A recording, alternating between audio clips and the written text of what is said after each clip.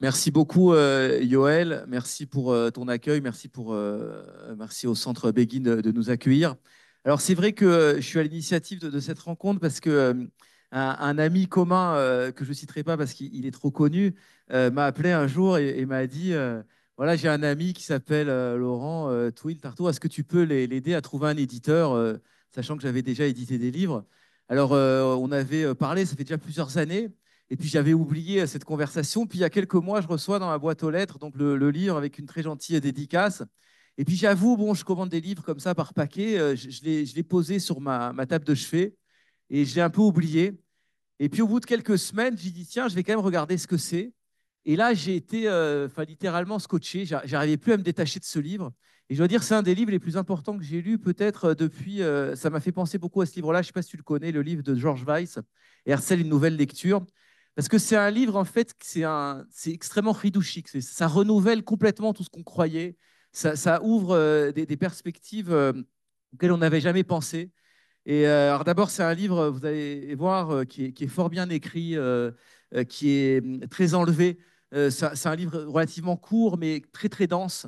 Ce que je disais aussi à Laurent ce matin, c'est que moi, je suis assez hermétique à la philosophie. J'ai toujours eu du mal à comprendre les concepts philosophiques. Et il a ce don, en fait, Laurent, d'expliquer assez simplement des concepts philosophiques extrêmement profonds, à commencer évidemment, parce que c'est le cœur du sujet, par l'existentialisme de Sartre. Alors, ce livre, évidemment, alors c'est peut-être le seul reproche que je te ferai, c'est que c'est pas marqué sur la couverture que ça parle de Béné Lévy. Alors qu'en fait, le livre ne parle que de Béné Lévy, enfin, évidemment de Sartre et de Béné Lévy, mais de cette réaction. Et tout à l'heure, j'ai parlé avec un ami, je lui ai dit, tu viens pas ce soir? Il me dit, non, Sartre, je m'en fous un peu. Mais je dis, mais c'est pas Sartre, c'est Béné Lévy. Et donc voilà, c'est cette relation absolument fascinante. À la fois, elle est fascinante à titre, je veux dire, personnel, du rapport humain qu'il y a eu entre ce grand philosophe admiré à l'échelle internationale et ce petit juif apatride de 25 ans qui était doté d'une intelligence hors du commun et qui va littéralement, en vérité, changer la vie de Sartre, en tout cas la vision de Sartre. Et c'est le grand, je dirais, le grand fridouche la grande innovation de ce livre, c'est que surtout, c'est Sartre qui va changer la vie de Béni Lévy. Et ça, c'est vrai que c'est quelque chose que je n'avais pas du tout aperçu. Donc, on va commencer tout de suite. Laurent, je voudrais que tu nous expliques comment tu es arrivé en fait à traiter ce sujet. Non. Voilà, ça marche? Ok. Alors d'abord, merci Yoël pour la présentation et merci beaucoup Stéphane pour cette introduction et merci à tous pour votre présence. Tu me demandes comment je suis arrivé. J'ai 18 ans et, et à 18 ans, j'ai commencé à lire la philo à l'âge de 14 ans et j'ai lu assez assidûment, je dirais, la plupart des grands philosophes. Et donc, j'étais vraiment épris de philosophie à un niveau très avancé, à me poser même la question de ce que j'allais faire comme étude, etc. Et puis, un samedi, mon père rentre à la maison après la synagogue et il me dit, Laurent, j'ai une bonne surprise pour toi. J'ai fait la connaissance de quelqu'un d'incroyable aujourd'hui. Tu as rendez-vous avec lui lundi matin dans son bureau. J'ai 18 ans, je lui dis, ah oui, qui c'est? Il me dit, il s'appelle Emmanuel Lévinas. Et donc, moi, je savais qui était Lévinas. J'avais pas lu, je vous dis franchement, c'était un philosophe contemporain que je n'avais pas lu, mais je savais qui il était et je savais ce qu'on lui attribuait comme mérite et je savais l'essentiel de ce que proposait sa philosophie, mais je n'avais pas encore lu. Donc j'étais dans un état d'excitation absolument dingue et j'ai jamais attendu avec autant d'impatience un lundi matin. Et quand je me retrouve dans le bureau de Lévinas, ça se passe fort bien. Et du coup, on décide de travailler, enfin, il devient mon maître. Et donc, je commence à étudier avec lui. Et on passe en revue beaucoup de philosophie, beaucoup d'auteurs que j'avais lus, aimés, ceux que j'avais moins aimés, etc. Et puis, un an plus tard, pour la première fois, il évoque Sartre. Et il me demande de lire Réflexions sur la question juive. Et je le lis et je lui fais mon retour. Et il apprécie le retour que je lui fais, puisque je suis à la fois très élogieux sur une partie du livre et très critique sur une autre partie. Je ne rentre pas dans les détails, peu importe. Pour ceux qui connaissent, ils comprendront, je suis sûr. Bref, et là, il me dit, alors maintenant, ce qui va être intéressant, c'est que on va faire un bond en avant et que ça, il a écrit Réflexion sur la question juive, Sartre, il a écrit en 1946. Et il me dit, tu vas faire un bond en avant et tu vas voir ce qu'il a écrit en 1980, bien des années plus tard. Et tu verras que ce que tu n'as pas apprécié, ce que je n'ai pas apprécié, il l'a corrigé. Et donc j'étais curieux, il m'explique que c'est ce dernier texte de Sartre, qui porte un titre, L'espoir maintenant, avait été publié dans le Nouvel Obs, un mois même pas avant la mort de Sartre. Donc quand il m'en parle, moi on est en 1990, Lévinas, je n'ai pas accès à ce texte, puisque c'était dans le Nouvel Obs, j'avais pas ce numéro. Il me disait que lui, il l'avait, qu'il avait des polycopiés, il devait me les descendre, il ne me les a pas descendus. Et puis arrive février 91, et il me fait un cadeau. C'est la seule fois où il m'a offert un livre. Je l'ai là, il me lâche jamais. Et Lévinas, il m'offre L'espoir maintenant, qui venait d'être publié chez Verdier, avec l'autorisation des éditions Gallimard, puisque c'est un texte d'entretien en fait entre Sartre et un jeune inconnu, Béni Lévy. Et il me dit, voilà, ce qui a été publié dans le Nouvel Obs, 11 ans plus tard, vient d'être publié en livre. Et il me dit, et tu verras, donc Sartre a corrigé notamment ce qu'il avait dit dans Réflexion sur la question juive, mais beaucoup d'autres sujets encore, des thèmes très sartriens ont été abordés, sur lesquels parfois il revient de façon sidérante, pour ceux qui sont familiers de l'œuvre de Sartre, etc. Il me dit, et puis surtout, vous verrez, parce qu'on se vous voyez, il me dit, et surtout, vous verrez, ça a provoqué un scandale hors du commun quand ça a été publié. Donc moi, je lis ça et je suis immédiatement fasciné par l'intelligence de ce petit texte. Pour vous dire, hein, c'est 60 pages. 60 pages d'entretien. Quand je l'ai lu, Stéphane, j'avais l'impression de lire, moi j'ai une formation aussi cinéma, j'avais l'impression de lire le texte d'une pièce de théâtre. Vraiment, deux personnages, un dialogue. Et il faut voir la qualité du dialogue. Alors, je vais vous dire l'intelligence de Sartre, tout le monde la connaît.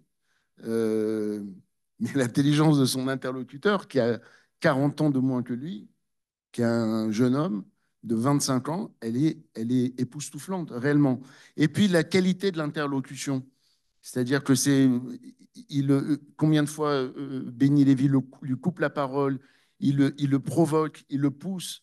Et ce qui est extraordinaire, c'est la résistance de Sartre, parce qu'il est vieux, il est malade, fatigué, mais sa résistance, sa vaillance intellectuelle, je trouve ça prodigieux. Et je trouve prodigieux l'enseignement que donne Sartre, notamment là-dedans aussi, à savoir de ne pas être enfermé dans ce qu'il a pu dire et écrire. Donc, on voit tant d'intellectuels ou de philosophes ou pseudo-philosophes qui, une fois qu'ils ont dit ça un jour, ils continuent. En quoi est-ce qu'il remet en cause, en fait, réflexion sur la question juive dans ce texte? Très bien.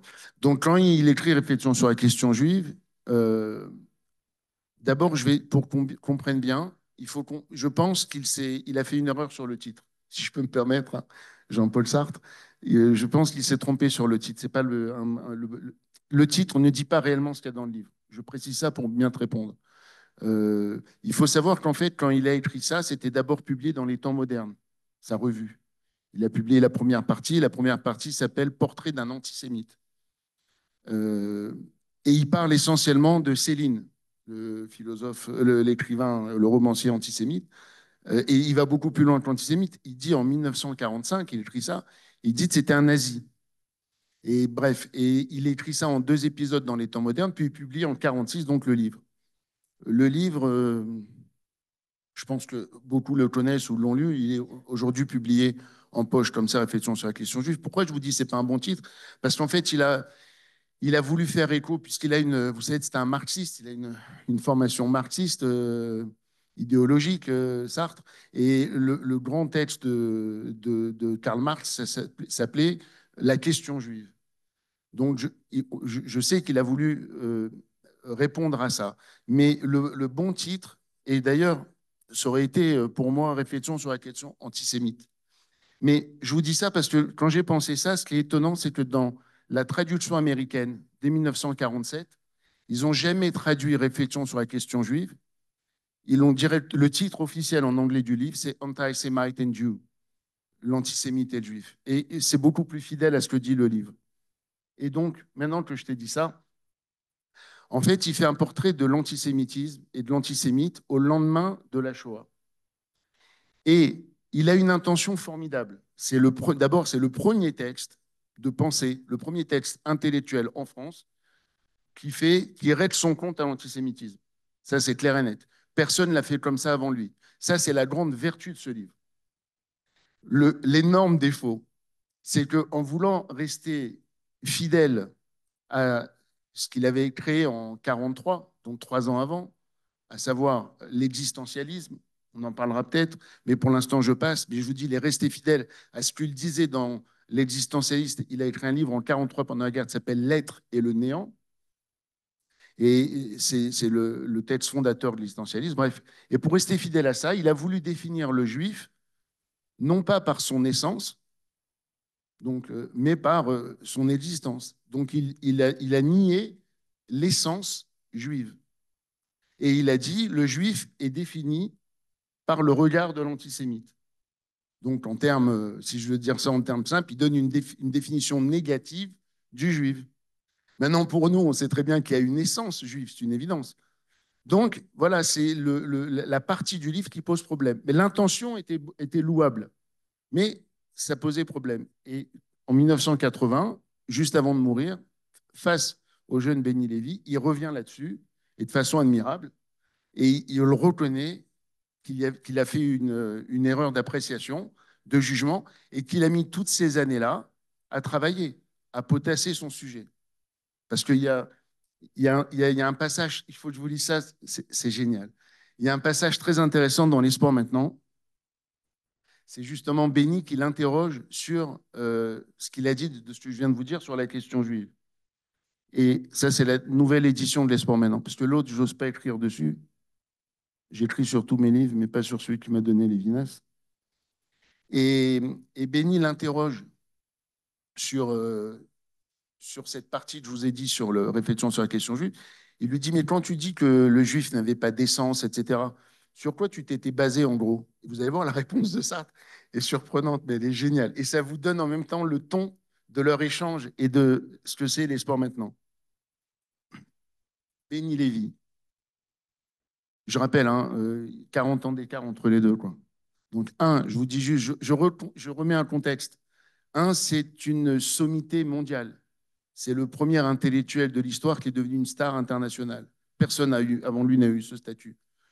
Et face à lui, c'est un tout jeune inconnu qui se publie pour la première fois sous son vrai nom, un nom juif, Béni Lévy. Et donc, il lui dit ça en 1980. Béni, au temps des réflexions sur la question juive, tu avais pensé que le juif, disons-le d'une formule provocante, était une invention de l'antisémite. En tout cas, il n'y avait pas de pensée juive, selon toi. Il n'y avait pas d'histoire juive. Tu as modifié ta pensée? Réponse de Jean-Paul Sartre. Non. À l'heure qu'il est, je pense qu'il y a une réalité juive par-delà les ravages de l'antisémitisme sur les juifs. Alors il lui dit, mais comment? Il lui dit, Sartre, c'est en fréquentant plus de juifs, après avoir écrit ce livre, notamment il parle de Lanzmann, celui qui a réalisé Shoah. Vous savez, c'était un très proche de Sartre, et c'était notamment l'amant de sa femme, Simone de Beauvoir. Et il dit ensuite, j'ai adopté ma fille, qui est juive, une juive algérienne, Arlette El Kaïm. Il dit, j'ai donc vécu avec un peu plus de juifs, j'ai fréquenté, bref. Il dit, dans le fond, jusqu'à la question juive, j'étais surtout hostile à l'antisémitisme. Donc, vous voyez, ça rejoint ce que je vous disais. Et la question juive est une déclaration de guerre aux antisémites, son livre. Rien de plus. Bon, jusque-là, très bien. Et puis arrive le moment que j'adore. Il lui dit, mais quand tu as écrit les réflexions sur la question juive, tu as bien réuni de la documentation. Réponse lapidaire de Sartre. Non. Point barre. Il a juste écrit non. Non, point. Donc, je ne sais pas si vous réalisez, vous avez le plus grand intellectuel de son temps qui lui dit qu'il a écrit tout un livre sans jamais avoir rien lu sur le sujet. Et là, je vois la scène, moi. C'est pour ça que je vous dis, c'est une pièce de théâtre. Je vois la tête de Béni Lévy. Il lui dit, qu'est-ce que tu as lu comme document? Il lui dit rien. Non, je n'ai pas lu. Alors, d'ailleurs, ça se lit comme ça. Béni dit, comment? Non. Et Sartre répond, jamais. J'ai écrit Réflexion sur la question juive sans aucune documentation, sans lire un livre juif. Et alors là, sidéré, Béni, il dit, mais comment as-tu fait? Et Sartre, royal, j'ai écrit ce que je pensais. Alors Béni, il insiste, il dit, mais à partir de quoi? Réponse de Sartre, à partir de rien, à partir de l'antisémitisme que je voulais combattre. Bon, et il va plus loin, mais vous voyez déjà le ton de l'interlocution. Alors, c'est donc ce texte en fait qui est au cœur finalement de ton livre. C'est par ça que tu commences, parce que ce texte, il va être vécu comme une trahison par l'entourage de Sartre, par Simone de Beauvoir. On va parler de détournement de vieillard, et même c'est ce que tu dis dans ton livre. On va accuser en fait Béni Lévy d'être un rabbin sectaire. Ça vient de Badiou, qui est un grand ami du peuple juif. On le sait. On va dire en gros, Sartre était vieillissant. Il a été sous l'emprise, comme on dirait aujourd'hui, de Béni Lévy. Mais ouais, c'est une accusation de ça. C'est ce que l'entourage de Sartre va dire. Il était sous l'emprise de Béni Lévy, mais en fait, il ne pensait pas du tout ça. Or, en fait, toi, ce que tu vas démontrer dans le livre, c'est que c'est l'inverse. C'est-à-dire que c'est Sartre qui a ramené Béni Lévy à son identité juive. Et ça, c'est un parcours qui va durer 10 ans tout juste. Hein, vraiment une coïncidence de date. Hein, ça va durer 10 ans entre leur première rencontre Ouais. et le moment donc, où ce texte va sortir. Donc, je voudrais qu'on reprenne un peu ce fil de leur relation. Donc, quand Sartre rencontre Béni Lévy a 25 ans, il est chef d'un groupuscule gauchiste qui s'appelle la gauche prolétarienne, qui édite voilà, c'est la cause du peuple, quoi, qui est un hebdomadaire, je crois, et qui est saisi enfin, dès l'imprimerie par le pouvoir à l'époque pompidolien. Et donc, on va demander à Sartre de recevoir, enfin, de rencontrer Béni Lévy pour voir qu'est-ce que Sartre pourrait faire pour le journal. Et donc, il va y avoir une rencontre à la Coupole qui va en fait être une espèce de coup de foudre intellectuel contre ce jeune apatride, hein, je rappelle donc juste qu'il avait été chassé d'Égypte avec ses parents en 56, quand le pouvoir égyptien avait déclaré qu'en fait tous les juifs étaient des sionistes et donc des ennemis, tu le rappelles dans le livre de la nation égyptienne. Et donc il va se retrouver apatride en France, mais c'est un génie qui fait normal sub, je crois, qui va mettre en fiche la pensée Tout Lénine. de Marx, hein, c'est Tout ça? Lénine. Tout De Lénine. Lénine, pardon, de Lénine. Et donc, comment se passe cette rencontre à la Coupole et qu'est-ce qui va faire que Sartre va se prendre d'amitié pour ce jeune homme et qui va être, je crois, le seul à avoir le droit de le tutoyer, hein. Oui, c'est vrai. Ça fait partie de l'accusation d'ailleurs. Vous avez lu, enfin, vous avez écouté, pardon, dans ce que je vous ai lu, quand il se parle, il le tutoie. Rappelez-vous simplement que personne n'a jamais tutoyé Sartre, même pas Simone de Beauvoir. Donc, et ça a été reproché, c'est-à-dire que quand justement a été publié, comme tu as dit, L'Espoir maintenant, parmi tous les reproches, comme tu as dit, détournement de Villard, rabbin, enfin, il a eu droit à toutes les insultes, notamment antisémites. On l'a aussi accusé, on lui a dit tu le rudoies, tu le tutoies. Bon. Et ça paraissait quelque chose de nouveau, ce tutoiement. Et c'est pour ça que tu as rappelé justement, en enquêtant pendant de longues années, je n'ai pas enquêté pour écrire ce livre, j'ai enquêté pendant 30 ans, et c'est le résultat. En fait, c'est quand je suis arrivé au bout de toutes ces années d'enquête et de recherche pour moi personnelle, que je suis arrivé avec une thèse, et je me suis dit, il faut que je la fasse partager, je ne peux pas rester seul avec... J'en ai parlé un peu aux proches, aux enfants, enfin aux fils en tout cas de Béni, fils aîné, etc., qui est mon maître, René, et ils m'ont encouragé à le faire. Ils m'ont dit, tu dois rendre ça public parce que tu as vraiment trouvé quelque chose. Et je donne un exemple sur ce fameux tutoiement. Tout le monde s'est scandalisé en 80 et ils disent donc, il y a un problème, il ne peut pas tutoyer ça, personne ne le fait. Et ce que je démontre dans le livre, ils ont tous oublié qu'en 1974, 6 ans avant, il y a un livre qui est paru aux éditions Gallimard, hein, pas un petit éditeur.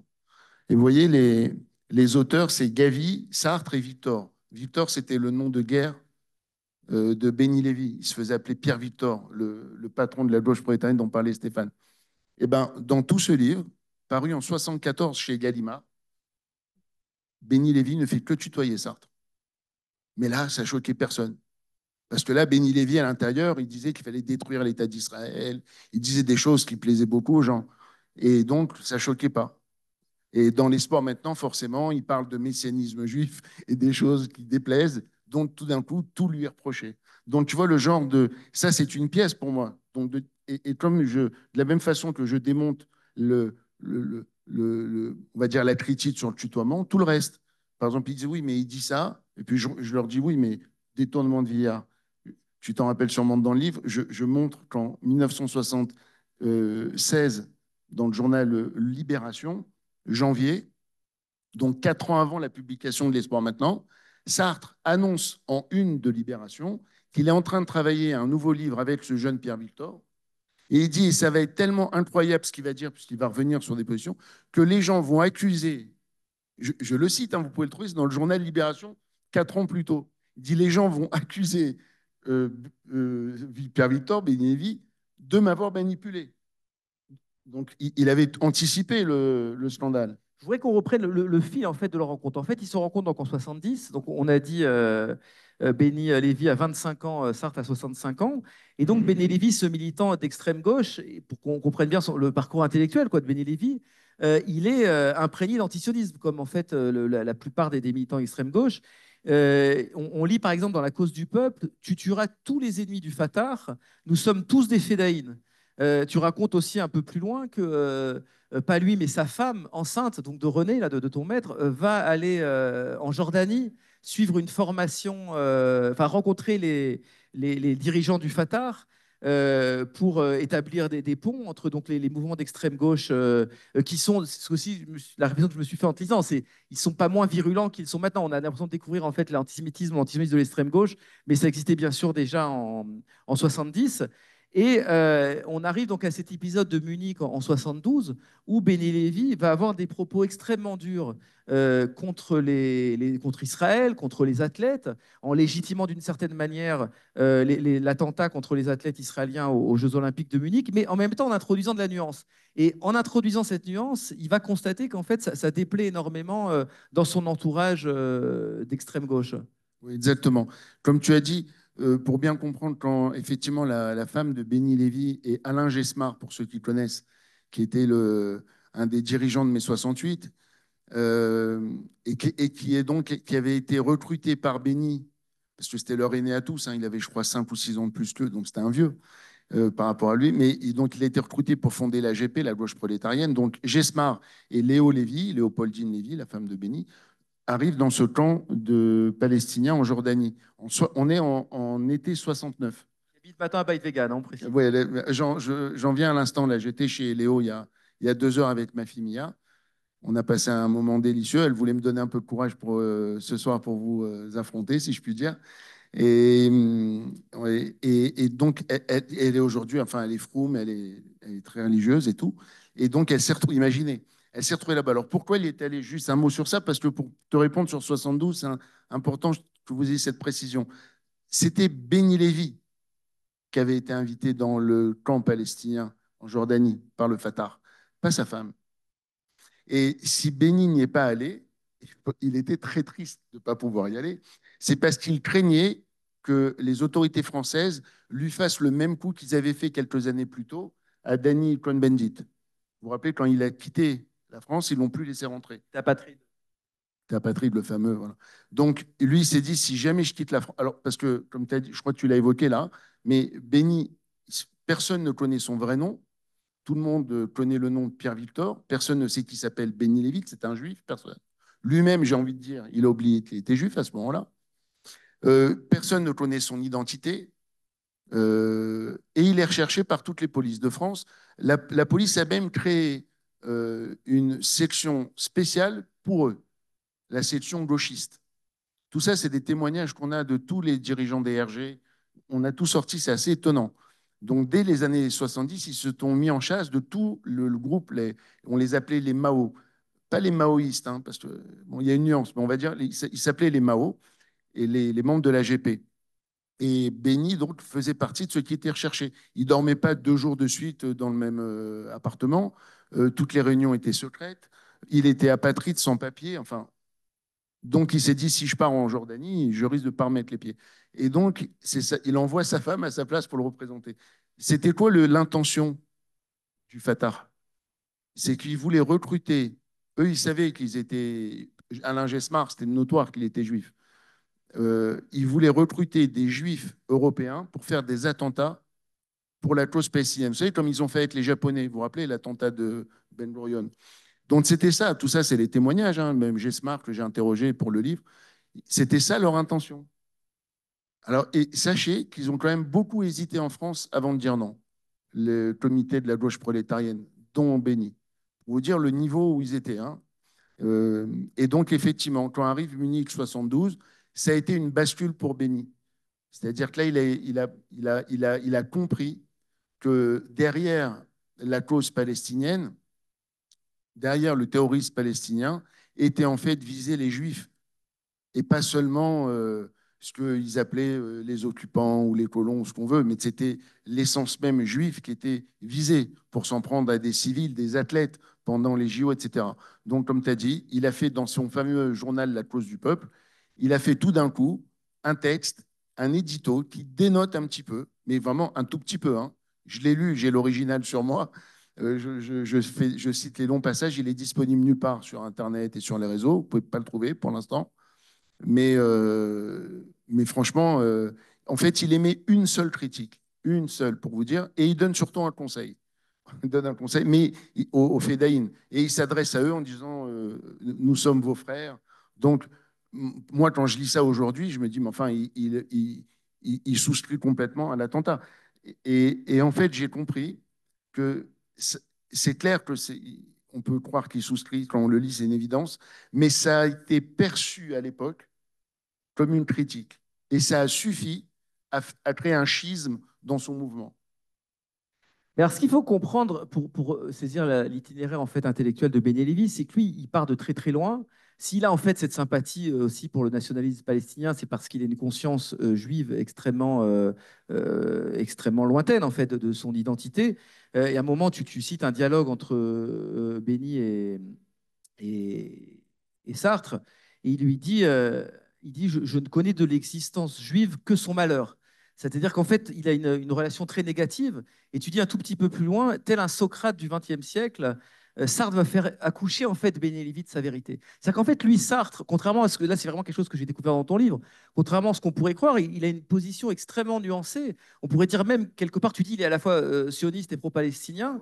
C'est-à-dire que il va vraiment à l'encontre de toute cette pensée de son époque et de son, en tout cas de sa famille politique. C'est-à-dire que lui, il dit non, les Juifs ont le droit à un État. Il est partisan en fait du partage lui de 48, ce qui n'allait pas ou de 47 pardon, ce qui n'allait pas du tout de soi dans ces milieux-là d'extrême gauche, Sartre. Et c'est lui quelque part qui à partir de là va essayer d'enclencher cette prise de conscience chez Lévy quoi. Oui, ce que tu dis, c'est vraiment cette phrase sur le Socrate qui accouche de. Pour moi, c'est vraiment le cœur de ma thèse que je propose. Et c'était exactement ça. En fait, Sartre a été sur la question israélienne sioniste, il a été très cohérent toute sa vie. Et d'ailleurs, nous sommes ici au centre Béguine et l'autre qui nous reçoit, Yoël Haddad, voilà, il a écrit il y a quelques mois dans un papier passionnant dans ActuJ, dans lequel il témoigne. Moi, c'est la première fois que je lisais ça, ce que tu as écrit, Yoël, malgré toutes les recherches que j'ai faites depuis toutes ces années. Yoël nous a appris, pour tous ceux qui ont eu la chance de lire son article, que Sartre, dès 1946, avait endossé l'organe de l'Irgun qui venait de s'implanter en France. Il a été dès le début favorable à la cause du souverainisme juif en terre d'Israël. Mais pour lui, c'est très logique, hein, parce qu'il est pour la souveraineté de tous les peuples sur leur territoire. C'est-à-dire, ce n'est pas exclusivement juif, son positionnement. Il veut, lui, il aspire à ça. C'est ça son humanisme à lui. Il est pour l'autodétermination de tous les peuples. C'est clair et net. Ça, c'est sa cohérence à lui. Du coup, le plan de partage du 29 novembre 47, vous savez, de l'ONU, qui est à la source de tout, il y adhère complètement. Il dit oui, c'est très bien, deux États, comme la plupart des Juifs palestiniens de l'époque, on partage, puisqu'il y a une guerre civile entre les Palestiniens juifs et les Palestiniens arabes, puisqu'on s'appelait comme ça avant. Hein. C'est devenu un gros mot, si je puis dire, après, mais nous, il n'y avait aucun problème on était des Juifs de Palestine à l'époque. On savait que c'était la terre d'Israël. Et bref, et cette guerre civile, ils sont venus, vous connaissez l'histoire, et ils ont dit, les envoyés anglais, français et tout, ils ont dit ça à Explico, ils ont dit il faut partager le territoire. Sartre a souscrit à ça. Et il a souscrit jusqu'en 67. Je précise, comme ça on rentre un peu finement dans la psychologie de Sartre. Jusqu'en 67, il était complètement favorable à Israël, et pour cause, pourquoi? bon, ici je vous apprends rien, mais de 48 à 67, donc de l'indépendance d'État d'Israël à la guerre des 6 jours, les deux territoires palestiniens contestés, qui étaient Gaza et la Cisjordanie, ou la Judée-Samarie, West Bank en anglais, ben, l'un était occupé par l'Égypte et l'autre était occupé par la Jordanie. Et à l'époque, on ne parlait pas de territoire occupé. Et pendant près de 20 ans, ni la Jordanie n'a fait de la Cisjordanie un État palestinien indépendant, avec Jérusalem-Est comme capitale, puisque c'était eux qui occupaient Jérusalem-Est, ni l'Égypte n'a fait de Gaza un État palestinien indépendant au Caucase. Et ce n'est que après, en 67, quand Israël s'est retrouvé à occuper tous les territoires qu'on connaît, c'est là que Sartre, toujours dans sa cohérence, il est devenu aussi pro-palestinien, dans le sens il disait oui, mais ça, il faut que ça revienne aux Palestiniens. Voilà. Mais en ayant cette position, il est venu plusieurs fois en Israël, il n'a jamais varié d'un iota sur son attachement à Israël. Alors justement, donc je voudrais citer un dialogue absolument fascinant là, que tu rapportes entre Sartre et Lévy. Il faut rappeler, par exemple, que Lévy, dans La cause du peuple, ou, enfin, je ne sais pas si c'est lui qui l'écrivait, mais en tout cas, c'est ce qu'on pouvait lire dans La cause du peuple, donc le journal de Béné Lévy en 69. Israël était qualifié d'État aux structures théocratiques, racistes, colonialistes, capitalistes et fascistes. Et donc, il y a un dialogue entre Sartre et Béni Lévy sur Israël. Sartre lui dit, si on crée un État arabe et juif, ça ne marchera pas parce que les Arabes veulent foutre tous les Juifs dehors. Et Béni lui répond, détruire l'État d'Israël, ce n'est pas non plus, comme l'ont dit quelques idiots, jeter les Juifs à la mer. C'est-à-dire qu'il vient défendre en fait la position des Palestiniens. Ce n'est pas quelques idiots, c'est tous, lui dit Sartre. Non, lui dit Lévy. C'est qu'on ne les encourage pas à dire ce qu'ils disent. Et Béni dit, donc à la limite, on peut comprendre, c'est le sentiment naïf de ceux dont les terres ont été spoliées. Ils disent, on va jeter à la mer l'envahisseur. Donc il endosse complètement le narratif palestinien. J'entends régulièrement des ouvriers arabes ne pas faire la distinction entre les sionistes et les juifs. Bon, je ferai tout pour qu'ils fassent la distinction, je leur expliquerai. Mais enfin, oui, Béni Lévy qui dit ça, mais enfin, je comprends les mécanismes. Et donc Sartre lui répond, je le comprends aussi, mais tu sais, quand ils disent on veut détruire Israël, ça veut dire quelque chose. Ça veut dire que c'est une force qui dans le monde arabe existe et qu'on n'a jamais déguisée. D'une certaine manière, il essaye de le dessiller de sa naïveté ou de son aveuglement, quoi. Donc, bravo. Et ça, alors ça, ce que tu lis, ce que je mets dans le livre, c'est tiré de ce livre que je vous ai montré tout à l'heure. 1974, on a raison de se révolter. C'est ici cet échange. C'est sidérant d'entendre ça. Et c'est pour ça que je vous dis que tout fonctionne dans ma théorie. C'est Sartre qui a passé ces 10 années à ramener Béni à sa condition juive et surtout à porter un autre regard sur Israël et le sionisme. Ça ne va que dans ce sens. Donc tous ceux qui disent tout d'un coup c'est tombé comme ça en 1980 dans l'espoir maintenant dans le Nouvel Obs et le jeune homme a manipulé le vieillard, ce sont juste des ignares, ce sont juste des gens qui n'ont pas lu, qui ne lisent pas les livres de Jean-Paul Sartre. Tout est là, toutes les pièces sont là. Il n'y a pas une seule fois où c'était l'inverse. Pas une seule fois Béni, qui se faisait appeler à ce moment-là Pierre Victor, hein, c'est pour être plus juste, n'a convaincu Sartre et l'a amené dans son sens. Ce n'est que Sartre qui a fait un énorme travail extraordinaire pour le ramener. Et alors, il y a un moment évidemment charnière. J'ai appris aussi quelque chose qui m'a fasciné dans ce livre, c'est que Sartre a refusé tous les prix, y compris le Nobel, y compris le prix Goncourt. Et le seul prix qu'il a accepté dans sa vie, Il n'a pas proposé le excuse-moi, Goncourt. j'ai cru le Goncourt. En tout cas, le Nobel, il l'a refusé. Et le seul prix donc qu'il a accepté dans sa vie, c'est le prix de docteur honoris causa de l'université de Jérusalem. Et donc là, il va y avoir un voyage de Sartre et de Lévy en Israël. Et donc Sartre, en fait, va comment dire, inciter Lévy à venir en Israël. Je voudrais que tu nous parles de ce Oui. voyage. Alors d'abord, effectivement, ça, c'est quand même, là aussi, c'est un signifiant très fort. Pourquoi Sartre a refusé tous les prix toute sa vie? C'est très important de savoir ça.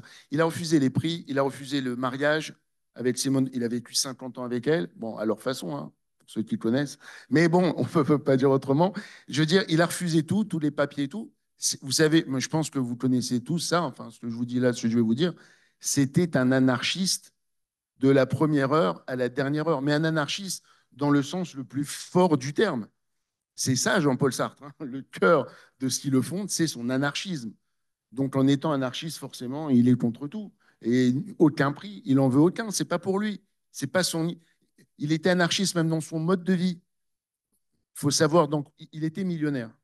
Il vendait des livres comme c'est pas possible, par millions, hein, dans le monde entier. Il faut voir comment il vivait. je veux dire, un petit appartement, un mode de vie chiche, et il ne faisait que redistribuer son argent autour de lui. C'est pas d'économie, ce que tu dis dans le livre. Ah, c'est incroyable. Mais je ne vous raconte pas le nombre de témoignages de personnes qui ont vécu pendant des années grâce à la générosité de Sartre. Non seulement des amis ou des gens qu'il connaissait, mais même parfois des gens qu'il croisait.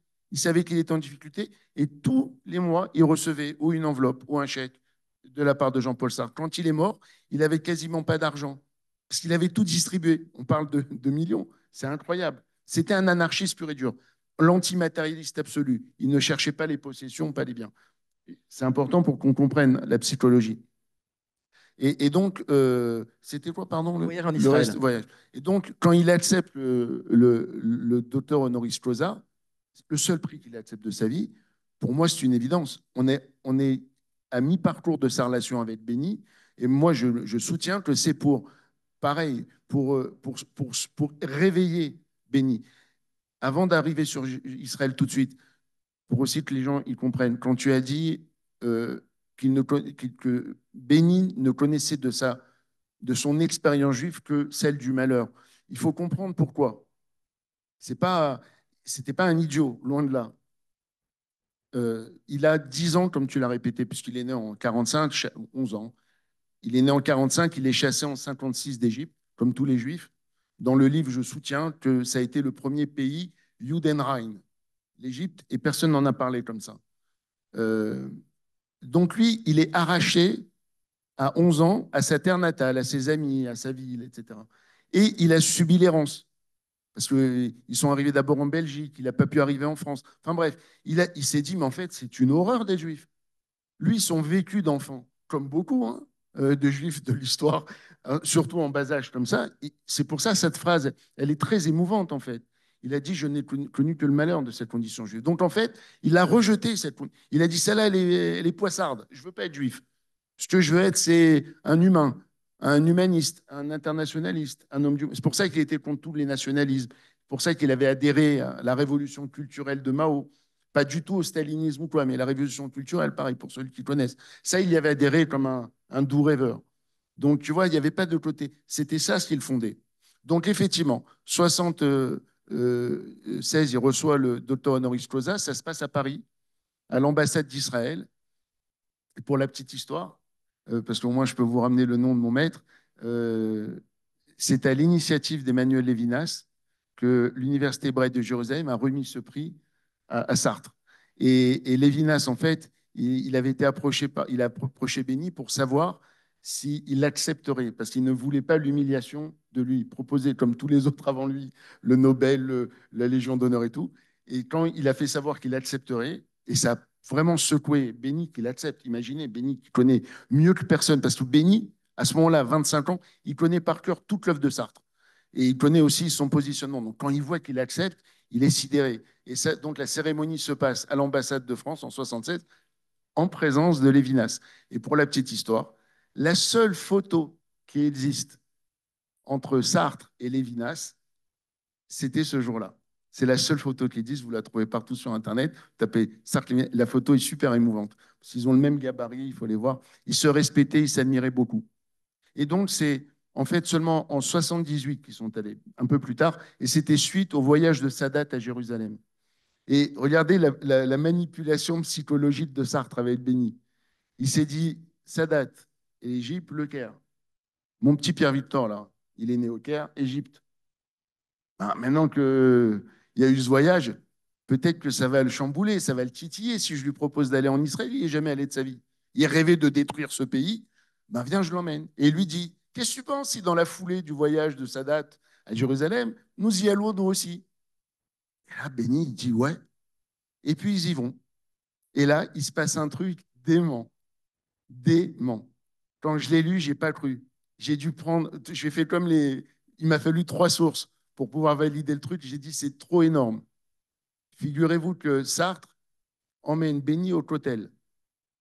Et Sartre avait du mal à marcher à ce moment-là, donc il reste, vous savez, sur ce fameux parvis, dans la voiture, portière entrouverte. C'est Bengal, son ami et le petit copain de sa fille adoptive Arlette, qui est son chauffeur et son guide. Et Béni dit, ben, je vais aller moi au mur, seul. Et puis il s'avance vers le mur, Sartre le voit, Et puis, ça, c'est Bengal qui raconte. Et puis, il y a un religieux quoi, qui met un calot, vous savez, là, en carton sur la tête de Béni. Et puis, Béni le met. Et là, Sartre, il dit à Bengal, il dit, mais qu'est-ce qu'il fait? Il dit, ben, il met le calot. Mais il n'a jamais vu Béni mettre un calot. Et Sartre, Bengal raconte que Sartre est sidéré. Mais sa sidération n'est rien par rapport à ce qui va arriver. Il a 30, 60, il est né en 45 et on est en 78, il a 33 ans. Il a 33 ans. Et puis il voit tout d'un coup Sartre, qui est un type qui vient vers lui, qui lui met deux lanières noires, enfin il est lutant, et il voit qu'il fait un truc bizarre, il dit oui, il voit la caisser, puis il commence à voir Béni, Pierre Victor se faire enrouler un truc sur le bras, puis sur la tête. Il dit mais qu'est-ce qu'il fait? Sartre n'a jamais vu ça de sa vie. Il lui dit qu'est-ce qu'il fait? Et là, Bengal, le chauffeur israélien, il dit qu'il est tout aussi sidéré que Sartre. Il dit mais Jean-Paul, Sartre, je crois que Pierre Victor est en train de faire sa bar mitzvah. À 33 ans, c'est la première fois de sa vie qu'il mettait les tefilines au cotel en présence de Sartre. Je vous dis que Sartre l'a retourné, mais comme j'ai jamais vu. Alors, que dans le bon sens. Moi, j'ai parlé dans le livre d'un matraquage d'amour. Pendant 10 ans, il n'a fait que donner de l'amour à Béni. Il lui a donné sa nationalité, il lui a fait retrouver son nom, sa judéité. Enfin, il lui a donné un travail, parce que vous savez qu'il est devenu secrétaire particulier. Mais ce que tu dis, je vais devoir m'absenter, je suis vraiment désolé, là, quelques minutes, je vais revenir. Et je pense que, Yoël, si tu es d'accord, en fait, la salle peut poser déjà des questions. Mais Sartre, en fait, fait ça. Bon, c'est ce que tu expliques dans le livre, c'est-à-dire que l'existentialisme pour Sartre, c'est être vraiment ce qu'on est. C'est-à-dire, et ça, j'ai trouvé que ça rejoignait vraiment l'enseignement du Rav Kook, c'est-à-dire d'exprimer son essence intérieure. Pas comme le garçon de café, justement, qui joue au garçon de café. Et en fait, Béni Lévy jouait aux révolutionnaires, jouait aux gauchistes. Et Sartre, lui, non, il faut que tu sois toi-même. Donc, il y avait une forme d'altruisme chez Sartre qui voulait faire exister son ami. Mais au-delà de ça, ce que j'ai découvert aussi dans le livre, c'est qu'il y a une forme de messianisme, en fait, chez Sartre, en tout cas à la fin de sa vie. Enfin, oui, alors. D'abord, clairement, tu prononces le mot messianisme. Oui, le mot est prononcé, et plus d'une fois, par Sartre dans L'espoir maintenant. Ça, c'est clair et net. Et c'est, je pense, ce qui a fait que, regardez, j'ai apporté avec moi, parce que ça, c'est quand même précieux, ça.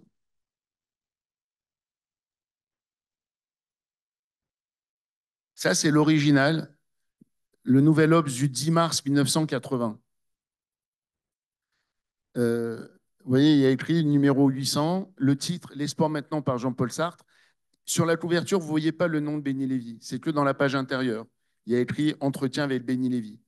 Je précise que c'est Sartre qui a demandé à Béni Lévy de signer pour la première fois de son vrai nom Béni Lévy et pas de son nom Pierre Victor.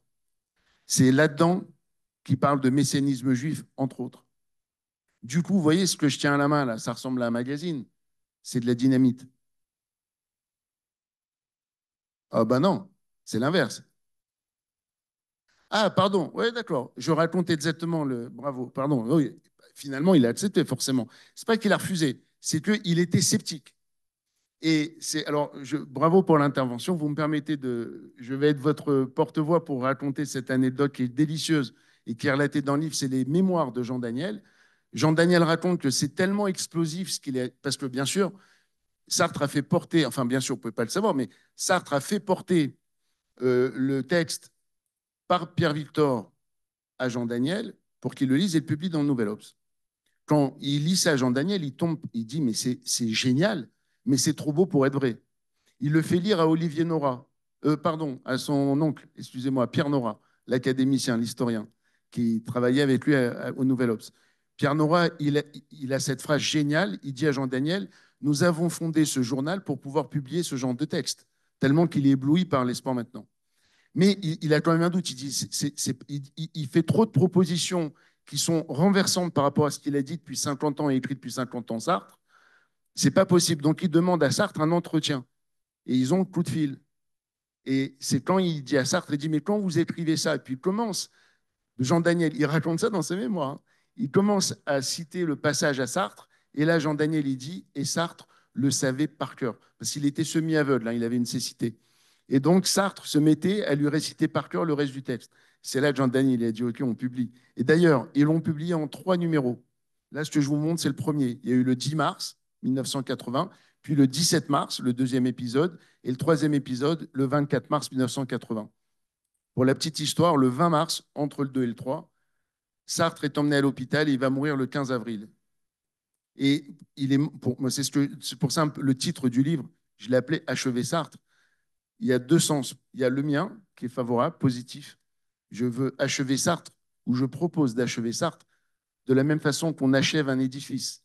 Et je prétends qu'on ne peut pas achever la question Sartre, la philosophie de Sartre, si on ne prend pas en compte l'espoir maintenant comme son œuvre testamentaire. Mais je dénonce ceux qui ont achevé Sartre, ceux qui l'ont poussé à la mort, qui ont accéléré sa mort par la virulence des attaques qui ont eu lieu quand il a publié ce texte. Voilà ce que je prétends notamment. Si vous avez des questions.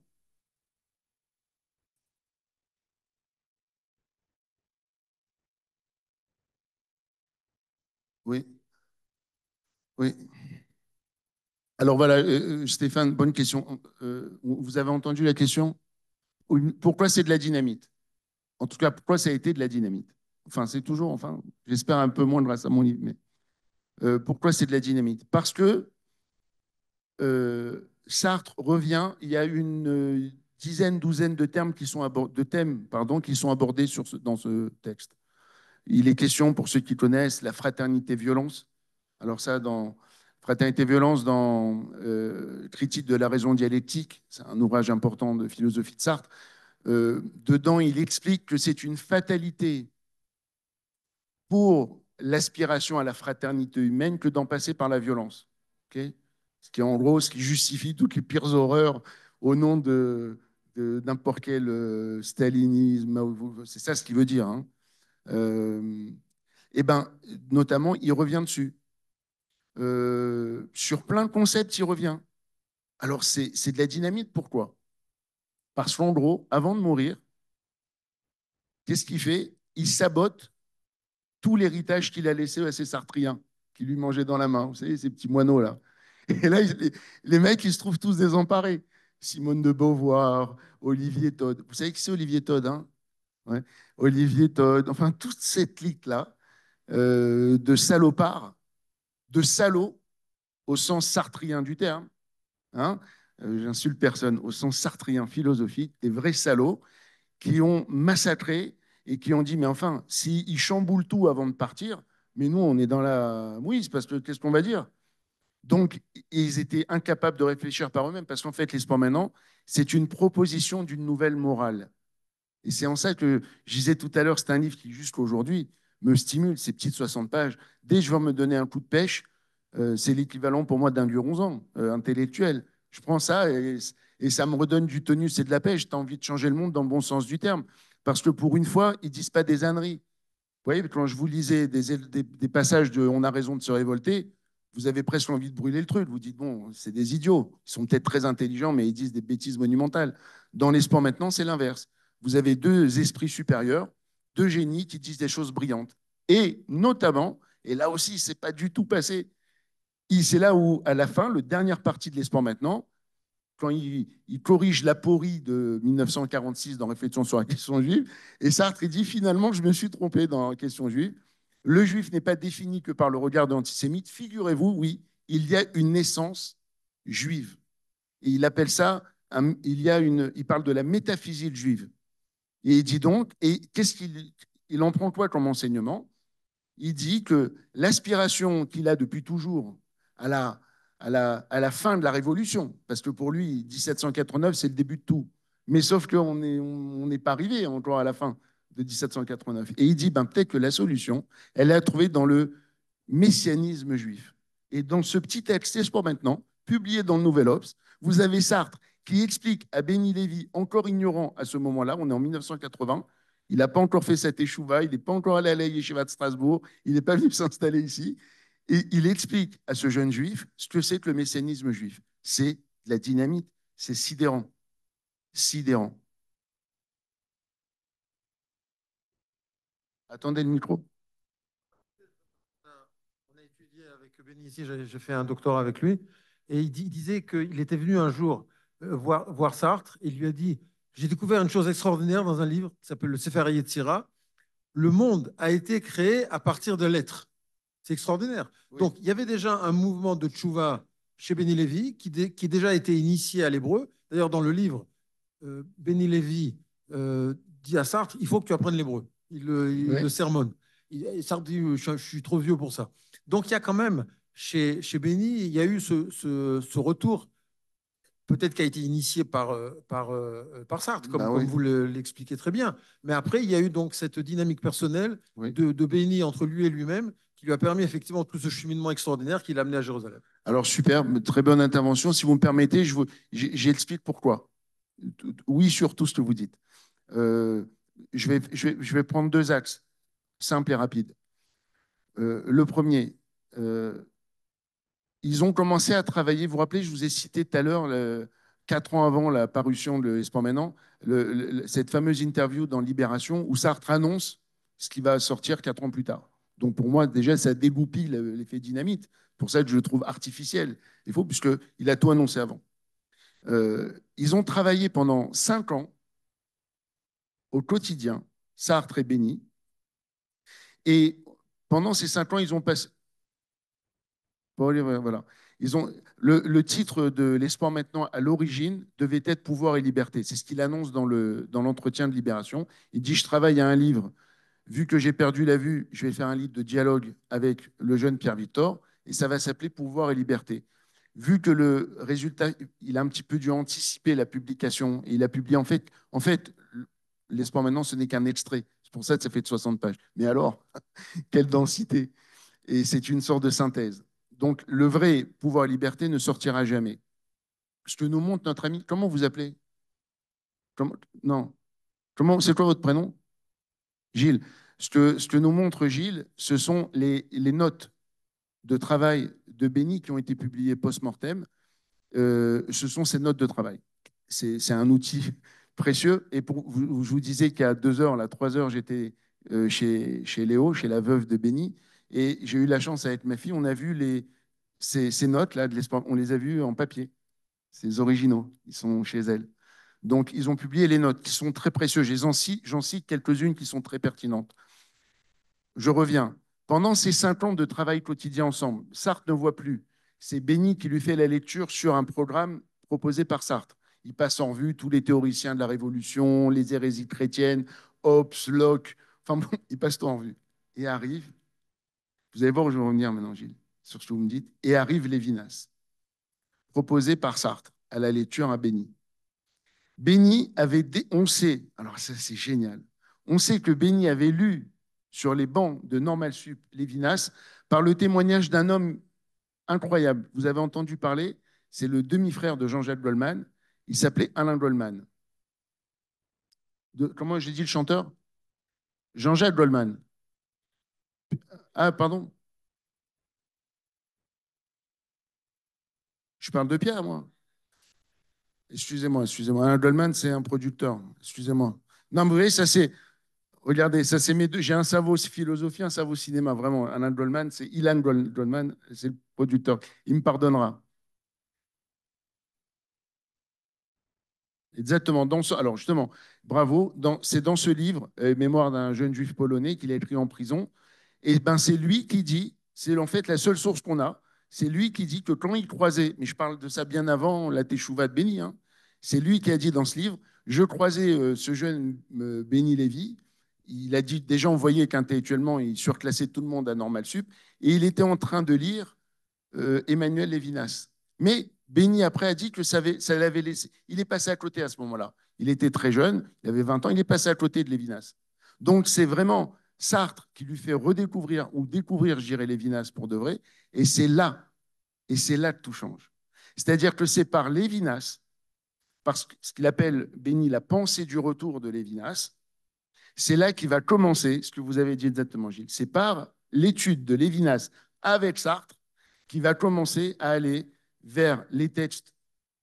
Sartre, Lévinas, il appelait ça les vieux grimoires. Très jolie formule. Les textes sacrés. qui va il va se mettre à l'hébreu, qui va étudier avec Jean Zatlat, pour ceux qui connaissent, etc., etc., et qui va faire lui-même son propre travail. Et je termine, le passage que vous dites, c'est dans les sports maintenant.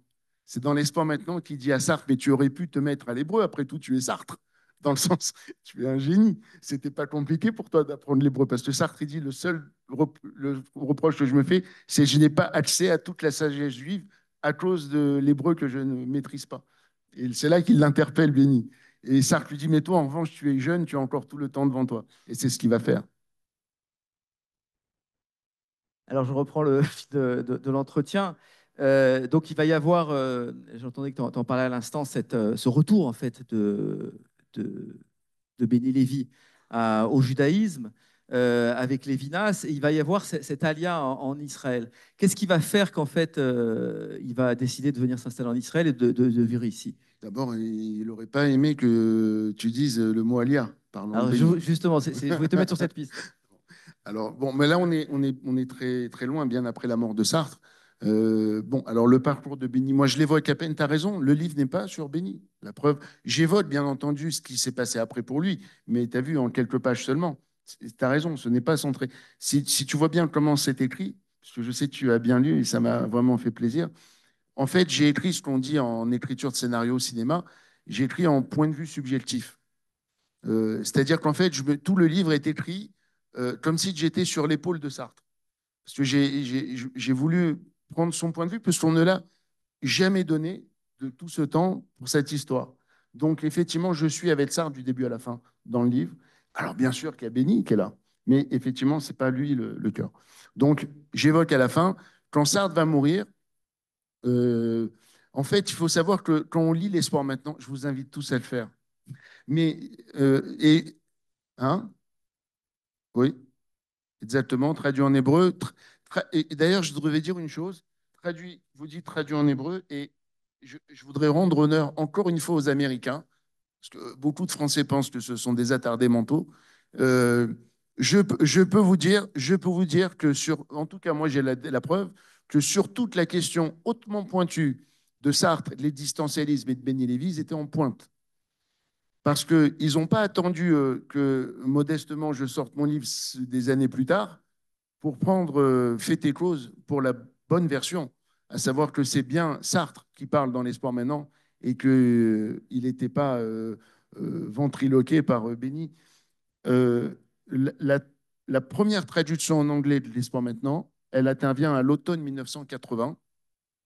Rapide, mais regardez comment c'est titré. The Last Words of Jean-Paul Sartre.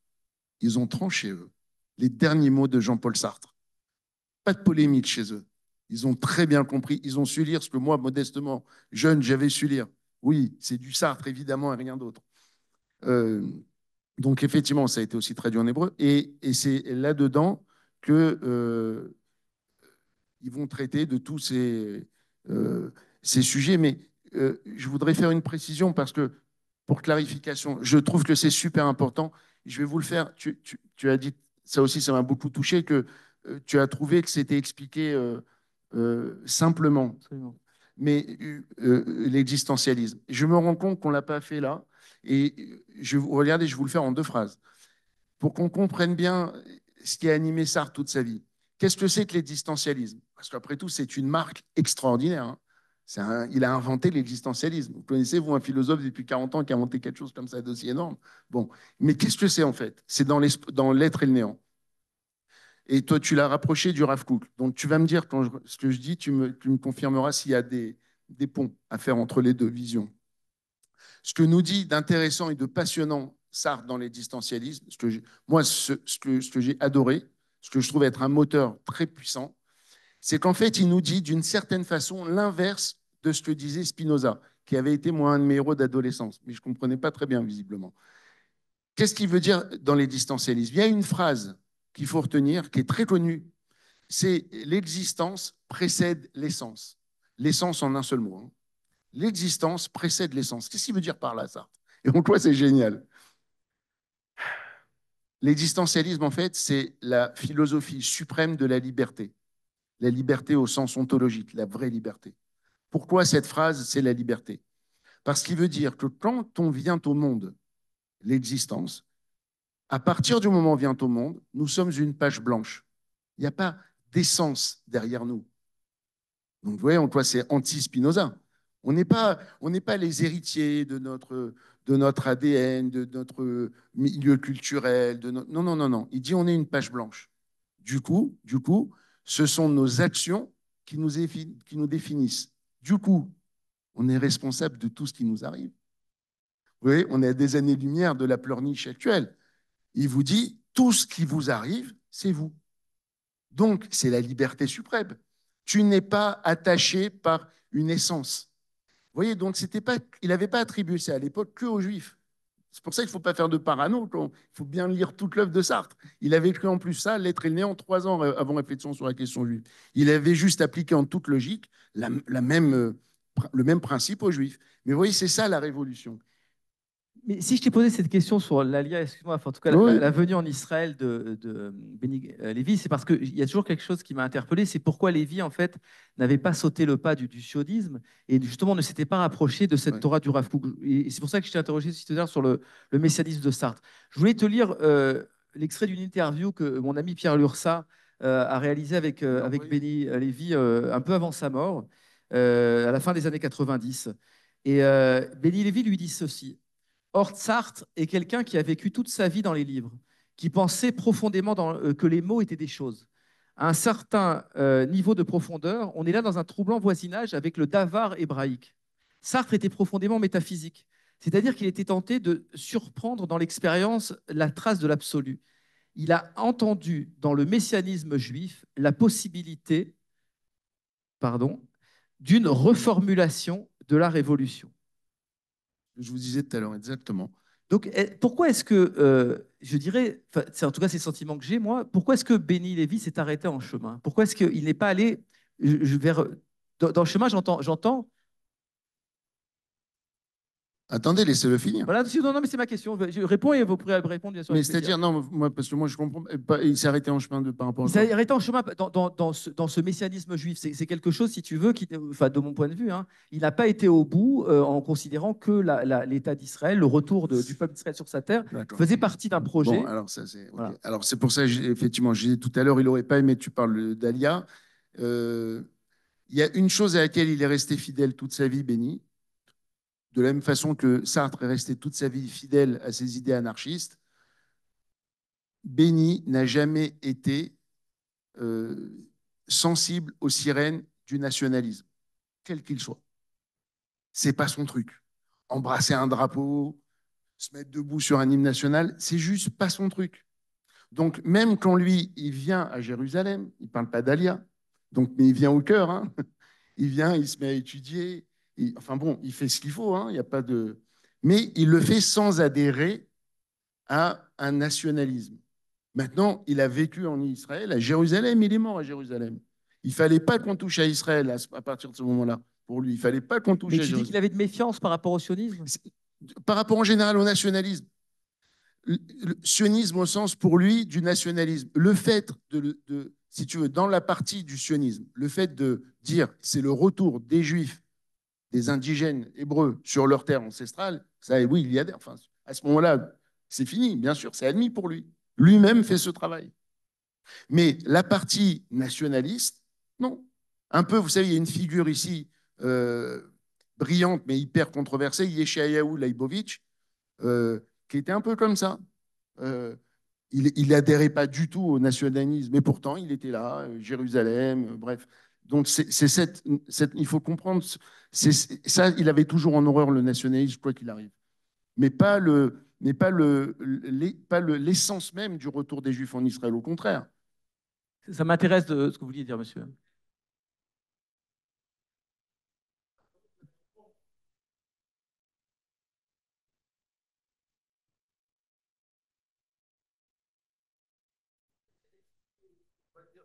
Expliquer au niveau psychologique là, l'antinationalisme de Benny, il faut voir que c'est un homme de la radicalité.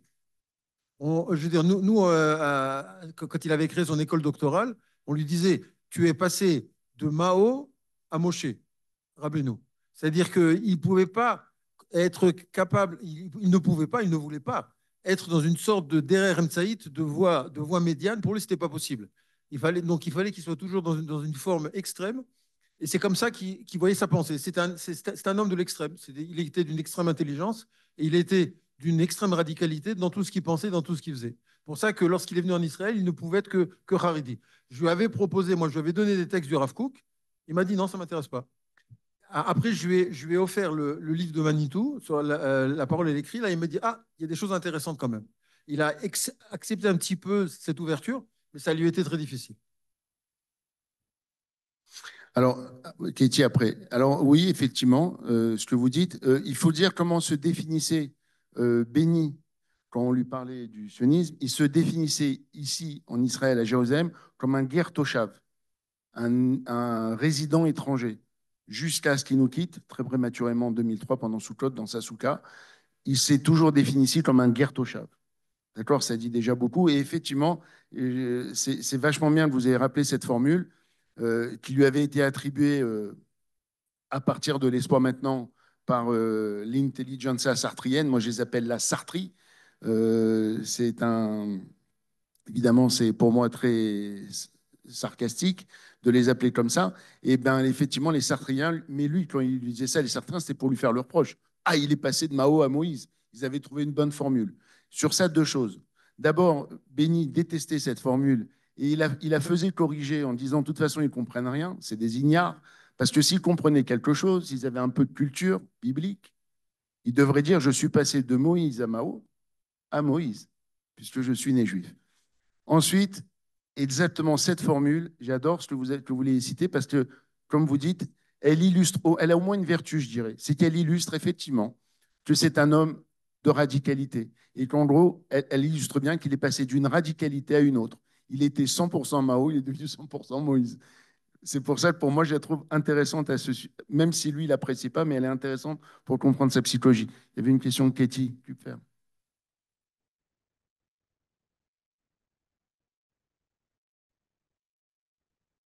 Donc, quelle aurait été sa position en Israël, demande Dana. Maintenant, dans Israël d'aujourd'hui. Alors, d'abord, je veux dire, Katie, je ne pourrais jamais faire parler Béni, qui n'est plus là. Ce serait ridicule de ma part. Euh, non, non, mais ce que. Non, ça la regarde. Mais ce que. Non, mais là, en fait, en revanche, il était. Il s'est exprimé au moment de la seconde intifada. Vous trouvez ça, hein, ces interventions, même filmées. Alors, je ne sais pas où c'est disponible. Moi, j'ai tout. Mais je crois que c'est un peu, si vous fouillez un peu sur des trucs et tout. Oui, mais il y a aussi mon pote Michael Greenspan qui a fait une vidéo. Je ne suis pas sûr. Je ne peux pas vous la trouver. En tout cas, ce n'est pas compliqué. Franchement, ça se trouve. En tout cas, sur la seconde intifada, je vous jure. Alors, il avait vous savez, il avait un phrasé, un vocabulaire très à lui. On ne pouvait pas lui souffler des mots et il n'adoptait pas les mots à la mode. Donc, mais avec ses termes à lui, avec son phrasé à lui, je veux dire, il était sur une position, je veux dire, je dirais, pas du tout conciliante vis-à-vis du narratif palestinien. C'est clair et net, pour le dire comme ça. Il était à 100%, je dirais, aucune ambiguïté. Pour moi, donc, il avait vraiment fait une bascule absolue. Et puis en plus, plus tard, il dira ça aussi, on le trouve dans l'Espoir maintenant. Enfin, plus tard, déjà dès 80, Ketty, dans l'Espoir maintenant, quand vous lirez, il dit à un moment donné à Sartre, quand il lui dit oui, mais on avait dit ça et ça dans la clause du peuple et tout. Et Béni lui-même, dans l'Espoir maintenant, il dit mais on disait beaucoup de bêtises à cause de notre engagement militant. Donc, même lui avait fait son mea culpa, si je puis dire. Alors, voilà. Moi, j'ai une dernière question. On va prendre d'abord des questions du public, après on va conclure. Allez-y, Brigitte.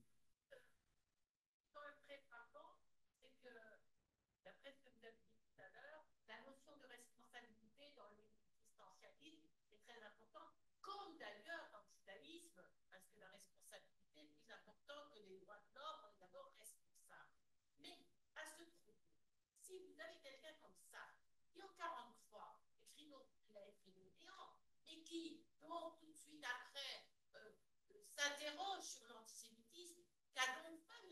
Sartre de sa liberté pendant la guerre. Excellente question. Oui, alors donc, tout le monde a entendu, je pense. Ouais, alors, bonne question. Non, non, il n'a pas du tout collaboré. Mais d'abord, sa liberté. Bon, il a été prisonnier pendant un temps, ça vous savez.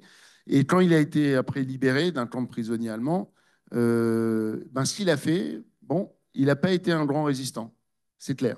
Il n'a pas du tout été un collaborateur, ça c'est sûr. Vous avez, même vous, vous avez cité, vous avez dit, vous avez rappelé, je vous l'ai dit aussi, c'était en 1943 qu'il a écrit L'être et le néant.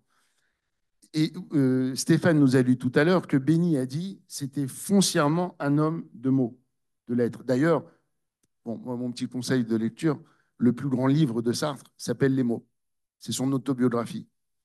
C'est ce qui lui a valu le prix Nobel de littérature. C'est un chef-d'œuvre. D'ailleurs, il s'identifie dans Les mots, il s'identifie par sa passion pour les livres, il s'identifie aux Juifs. Dès le plus jeune, vous voyez, je crois qu'il a 11 ans, 12 ans, et il dit, on dit des Juifs, c'est le peuple du livre, mais alors moi, je suis plus juif qu'eux, par son amour pour les livres. Bref. Donc lui, sa façon d'être, il n'a jamais été aussi productif que pendant la guerre. C'est là qu'il a écrit L'être et le néant. Il a fait Qu'est-ce qu'il a fait concrètement, deux pièces de votre... théâtre, je vous réponds. Il a fait Les mouches et huis clos. Euh, Ceux qui sont familiers de l'œuvre dramaturgie de Sartre, Les mouches et huis clos, je veux dire, d'ailleurs, même les Allemands se sont fait avoir parce qu'ils ont regretté quand ils ont laissé passer les mouches, la censure. Ils ont dit, ah, bah, ça parle de la Grèce antique. Hein, C'est une forme de résistance clandestine, quoi. oui, lui, il résistait avec les mots. Donc, il a sorti un huis clos. On ne peut pas plus satire sur le totalitarisme et les mouches. C'est une référence absolue sur ça. On ne peut pas pire. C'est-à-dire, il massacre la dictature, la tyrannie, le totalitarisme. C'est ça. Et il écrit L'être et le néant. Donc, je veux dire. Et puis, il écrit d'ailleurs, moi, c'est mon passage préféré, dans les lettres françaises. Euh, il écrit un texte magnifique dont la première phrase est une des plus fortes et qui illustre, on est en 1944 quand il écrit ça, et qui illustre toute sa pensée de l'existentialisme. Regardez le côté provocateur mais génial et l'intelligence de Sartre. La première phrase, en pleine occupation allemande, il a dit « Jamais nous n'avons été aussi libres que sous l'occupation allemande ». Alors je vous dis franchement, tous ceux qui sont un peu bas du chapeau, ils ont dit ah, regardez ce qu'il dit, c'est un collabo et tout. Mais non, il faut lire la suite. En fait, il applique l'existentialisme à la lettre. Pourquoi il dit on n'a jamais été aussi libre que sous l'occupation? Il dit parce que là, les choix, ils étaient réduits à la plus simple expression de deux choses. Soit tu collabores, soit tu résistes. Et quand il évoquait une troisième hypothèse, il dit la neutralité, il dit être neutre, c'est ne pas s'engager. Donc, c'est être du côté des collabos. C'est très fort la phrase. On n'a jamais été aussi que sous occupation. Ça montre ce qu'il pense de ce côté, cet autodéterminisme qu'on a par nos actions. Et c'est ça ce qu'il voulait dire par là. Donc, voilà. Alors, je sais qu'il y a eu des livres, des thèses, mais comme toujours, ou bien Michel Onfray, dans ses délires de sa propre idéologie enfermée, puisque lui, il veut toujours soutenir les. Si vous voyez un petit peu tout le parcours de Onfray, je me permets de parler de lui, je le connais bien, et je l'ai personnellement, et on s'est suivi pendant des années. Il a toute sa vie favorisé les outsiders, vous savez, il est très manichéen, Diogène contre Socrate, etc. Et pareil, vu qu'à l'époque, le grand, c'était Sartre, et Camus était perçu comme, quand il y avait la phrase célèbre, moi j'aime beaucoup Camus, hein, mais la phrase très célèbre jusqu'à aujourd'hui, on dit Camus, philosophe pour classe terminale. Ce qui est quand même très cruel, mais un peu vrai qu'on ne pouvait pas dire ça de ça. Donc lui, il a décidé de prendre le parti de Camus et il massacre, mais comme il le fait sur bien, malheureusement, parce que en plus, ces temps-ci, il est fantastique avec Israël, mon frère, il n'y a rien à dire, et avec les Juifs, mais il a une grille de lecture manichéenne qui est triste. Il est en train d'écrire un livre. On a échangé, nous, sur HV Sartre. Il est en train d'écrire un livre qui va être ridicule parce qu'il veut démontrer que Sartre était antisémite. Il va se ridiculiser. Je veux dire, c'est n'importe quoi. On est à l'inverse absolu de tout ça. Donc, bon, il a sa grille de lecture et il y en a qui disaient que alors, bon, collaborer, on ne peut pas le dire, mais le fait qu'il n'ait pas été un grand résistant, ils nous disent alors il n'a pas été très honorable. En tout cas, factuellement, voilà, il a fait ça et il n'a pas fait autre chose. Il y a une question là-bas, je crois, et après Michael. Oui, si, madame.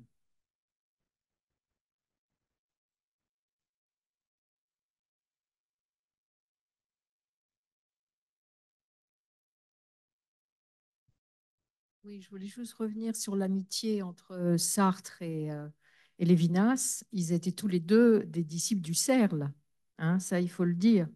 Euh, c'est quand même important.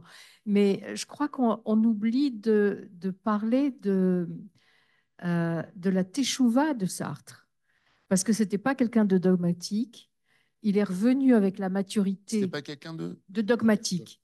Il est revenu avec sa maturité justement sur le fait qu'il avait été un peu léger et qu'il n'avait pas étoffé, disons, sa recherche d'une façon empirique avec des documentations. Mais ce qui me semble flagrant, c'est le paternisme avec lequel il a enrobé Béni Lévy, parce qu'il y a eu une vraie filiation entre deux. Et ça, je crois que c'est quand même important, parce qu'il a adopté cette fille que vous avez citée, Arlette, ouais. Arlette, et finalement, je veux dire, Béni Lévy était son fils spirituel. C'est Ça, je veux dire, ouais. absolument. Ça, C'est je ce suis que tout à je dis fait en d'accord. conclusion du livre. Pour moi, c'est une Tout évidence. à fait d'accord. J'ai- Et pour revenir concernant l'absence de nationalisme de Béni Lévy, je pense que c'était quelqu'un qui n'était pas sentimental. Vraiment, il refusait toute forme de sentimentalisme. C'était quelqu'un de très rigoureux, il avait un discours très abscon, très peu de gens pouvaient le comprendre. Moi, j'ai organisé à Los Angeles, dans une synagogue à Beverly Boulevard, une conférence en satellite avec lui. Personne n'a rien compris. Ah, c'était, mais donc, je veux dire, en fait, c'est ça, c'est-à-dire que c'est quelqu'un qui était dans son huis clos. Vous Il avez raison, avait il faut être initié pour bien absolument, apprécier il y a un Béni. code. Absolument. Alors, plein de choses.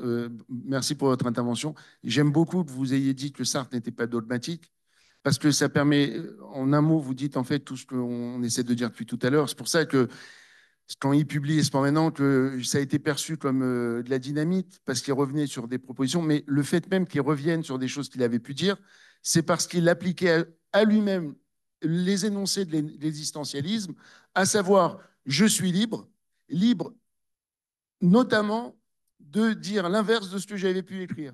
C'est-à-dire qu'il avait appliqué, il ne se laissait pas enfermer dans ce qu'il avait pu dire. Il ne disait pas mince, mais on va dire, j'ai écrit ça il y a 30 ans, je dis ça aujourd'hui, on va dire je change et tout. Ben non. Si lui, il évolue, s'il a s'il le démontre, parce que c'est toujours quelqu'un qui démontrait, donc effectivement, c'est l'antidogmatique absolu, ça c'est certain.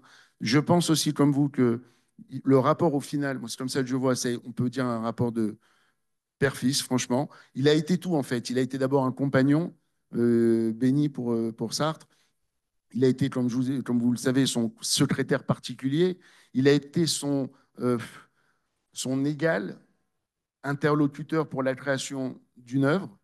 Il a été son ami. Et oui, je pense qu'à la fin, je pense qu'il a été l'équivalent de ce que, si c'est pas un fils spirituel, je sais pas ce que c'est, quoi. Et je voulais simplement témoigner. Et bon, j'ai connu Béni, j'étais rabbin à Metz, je l'invitais souvent. Et... Vous entendez ou pas? On n'entend pas bien. Ok. Je l'invitais souvent pour des repas shabbatiques ou de l'intervenir, etc. Donc j'ai eu l'occasion de bien le connaître. Et je voulais insister sur le fait que la pensée ou l'attitude du Rav Abitbol, le rabbin de la yeshiva des étudiants, n'est pas étrangère à la position de Béni et par rapport à Israël et par rapport à son lien avec la halakha, avec la loi juive, avec l'étude. Et je voudrais dire deux mots sur le Rav Abitbol. Il y a ici sa nièce qui est là. Attendez, juste, tout le monde sait de qui on parle, le Rav Abitbol de... Bon, il a été le Rosh Yeshiva de la Yeshiva des étudiants de Strasbourg, et dans l'histoire qui nous concerne, il a été le premier maître de Béni. Et je ne sais pas si on m'autorise à dire ça, moi je le dis comme ça, je l'ai rencontré, je le trouve génial. Je dirais comme ça, moi, sans être... Mais c'est un original. Oui. Brillant, hein, mais c'est un original. Alors, je suis d'accord avec vous, peut-être. Alors Rav Abitbol accouché d'une idée pendant un cours. Et ça ressemble à un existentialisme qui ne procède pas d'une essence préalable. J'étais élève du Rav Abitbol. Et ça m'est arrivé de... J'étais rabbin, etc. Mais quand je passais à Strasbourg, j'assistais à ses cours. Et il pose une question, et puis il accouche, mais c'est un accouchement long et interminable, et presque au forceps. Et puis à un certain moment, je dis, Rav Abitbol, on peut répondre comme ça. Oui, n'importe quoi. Et il continue, il continue. Et à la fin, il dit une réponse, j'ai dit, mais c'est ce que j'ai dit. Il m'a dit, mais tu l'as dit trop vite. C'était de la publicité, c'était pas de la Torah, ce que tu as fait. Il a un accent très fort. Voilà, voilà. Et cette dimension de faire germer la Torah de soi, il n'y a pas une essence de Torah qui est en moi qui va se dire. Mais la Torah, il faut la faire germer. Et ça, Béni était comme cela. Et encore un mot sur Béni. À l'époque, j'étais grand rabbin de Metz. Il venait de temps en temps intervenir, etc. Il venait à la messe? Il venait, comment? À la maison. Il venait, ouais, voilà, à la messe, d'accord. Et je me souviens, après la tefila un matin, il vient, il me pose une question de halakha, qui était importante pour lui. Et je lui réponds. Donc, pardon, on est dans les années 80, là, quand vous êtes rabbin? 80, ou 90. J'ai été nommé rabbin à Metz en 81 jusqu'à 89, donc ça devait être 83, 84. Au milieu des années 80, voilà, c'est ça voilà, ce que vous racontez avec Béni. Et j'ai vu la modestie, l'humilité, il baissait les yeux pour recevoir la réponse comme s'il recevait la Torah d'Akadosh Baruch. Et j'avais comment dirais-je, un témoin dirait, il écoute la parole du rabbin. Moi, j'ai appris de lui beaucoup plus qu'il a appris de moi, par l'humilité de sa réponse, de son écoute. Et pour moi, Béni, c'est l'homme d'une révélation continue. Voilà. Merci pour ce témoignage. Et je vais vous dire en toute confidence, depuis plus de 20 ans, j'ai chez moi, dans ma salle à manger, là où j'étudie, là où j'ai ma bibliothèque, j'ai une seule photo d'un homme, une seule, encadrée en noir et blanc. Elle est superbe. Je l'ai tirée en grand. Et c'est Béni qui est plongé sur une page de Talmud. Ah, bravo, mais sauf qu'elle n'est pas dans le bon sens. Ouais, tu l'as retournée, Yoël. Elle n'est pas dans le bon sens. Elle est plus belle dans le bon sens. Voilà, cette photo, elle m'accompagne depuis plus de 20 ans dans mon, là où voilà, dans mon salle à manger. Elle est, tout ce que vous avez dit, je trouve. On voit même son humilité, comment il est. Voilà, comme vous dites, il est prêt à la réception et ça, c'est très inspirant. Alors, Israël se définit par à la fois son antagonisme avec l'humanité ou son origine depuis l'humanité. Ce qu'on appelle, avec un peu trop d'hystérie parfois, l'antisémitisme ou l'antisionisme, ce n'est rien d'autre que le dialogue entre Israël et les nations. À partir de là, je trouve que vous balayez un petit peu vite la thèse initiale de Sartre qui dit que Israël est défini par les antisémites. Puisque, de ce que je connais de la Torah, Israël est défini par ce qu'on peut appeler les antisémites, autrement dit, les nations. D'accord ? Alors ça, c'est une première chose. C'est pour ça que vous dites qu'il est revenu de cette position. En fait, du dialogue que j'ai entendu, quand vous dites qu'il ne sait pas d'où il a trouvé ça, en réalité, on comprend de ce dialogue qu'en fait, il a trouvé ça dans la meilleure des sources, c'est-à-dire dans la source introspective. Il a été voir son propre antisémitisme. Et il a eu cette révélation géniale, quasi prophétique, en se regardant lui-même. Puisque, bon, on ne va pas reparler de son passé, etc. Mais de toute façon, il n'y a aucun doute qu'il ait eu ce qu'on appelle de l'antisémitisme, peu importe. D'accord ? Donc ça, c'est une chose. Par la suite, on sent que c'est quelqu'un dont la parole n'est pas libre. Il était, apparemment, de ce que j'entends de vous, il était tenu par cette culpabilité dans une époque où l'antisémitisme avait été disqualifié. Et donc, à ce moment-là, moi, quand vous parlez du dialogue entre Béni Lévy et Sartre, moi, qu'est-ce que je vois ? Je vois quelqu'un qui est sans cesse culpabilisé, qui n'est pas sincère. Le dialogue que vous avez lu, on sent qu'il n'est pas sincère. vous avez quelqu'un qui est culpabilisé et qui cherche à donner des gages. Peut-être on pourrait aller voir ce qui s'est passé avec cette adoption de cette femme juive, etc., ou d'autres choses encore. Et en face de ça, vous avez quelqu'un qui est un intransigeant qui a glissé vers ce qu'on pourrait appeler un suprémacisme juif. Donc là, il y a une relation, bah oui, là, il y a une relation un petit peu sadomasochiste. Vous me faites mal à la tête. Ah bah écoutez, pourtant, vous êtes habitué. Donc là, moi j'y vois une relation un petit peu sadomasochiste entre un juif qui dit non, les juifs sont méchants, etc. Mais non, regarde, les juifs sont. Et lui, en fait, il est juste tenu, quoi. Bon, moi, je vais vous dire, je n'adhère à absolument rien, malheureusement, de ce que vous avez dit, mais merci de l'avoir dit, parce que ça montre, en tout cas, que le côté dynamite de 1980 est toujours vivace. Et vous entretenez encore des choses qui remontent à 46 que lui-même, Sartre, n'aurait pas été d'accord avec vous. Mais c'est génial, je trouve que ça montre, et bravo qu'on ne soit pas d'accord, parce que je pense que c'est ça l'exercice de pensée et de réflexion, c'est Oui. Ah, il y avait encore, attendez, il y a encore une question? Allez, vraiment vite, vite, là, on va devoir conclure.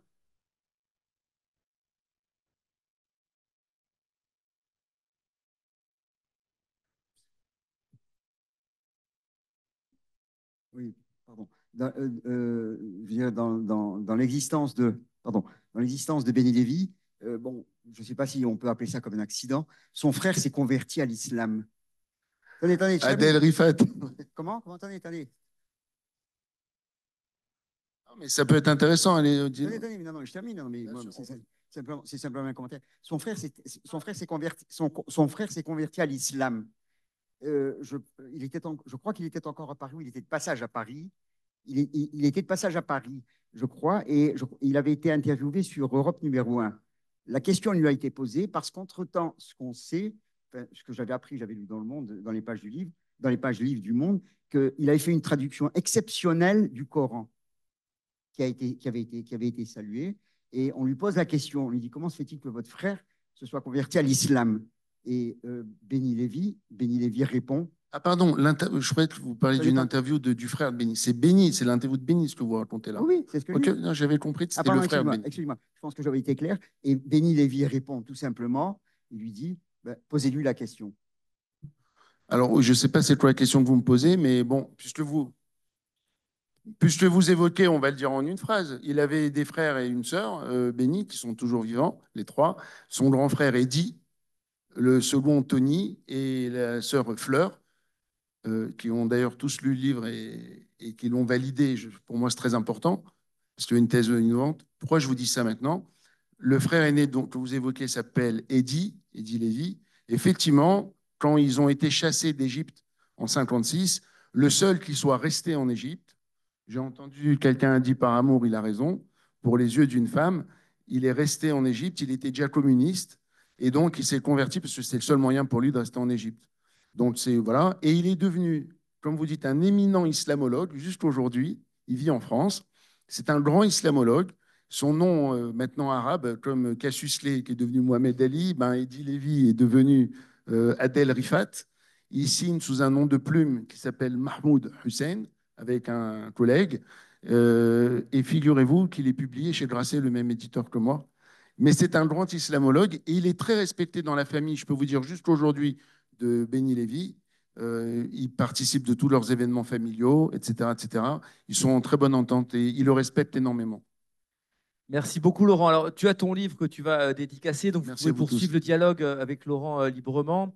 Vraiment, je voudrais te remercier, c'est passionnant. Merci pour ton livre, merci pour ta personnalité si chaleureuse. Je voudrais dire qu'on parlait d'extraits d'interviews. Moi, il y a une interview que je trouve vraiment extraordinaire, c'est celle que Hardisson lui a faite, qu'on peut voir facilement sur YouTube. Regardez, c'est très intéressant. 20 minutes. Voilà. Et c'est quand il sort, en fait, son livre Le meurtre du pasteur, pareil, dans la même maison que moi. Je dis un mot sur ça. Parce que imaginez pour moi ce que ça représente. Je vous dis juste, non, mais ça, je vous dis pour le truc personnel, la vie, les belles surprises de la vie. C'est pas juste que j'ai un super éditeur, d'accord, Grasset, c'est vrai, c'est magnifique.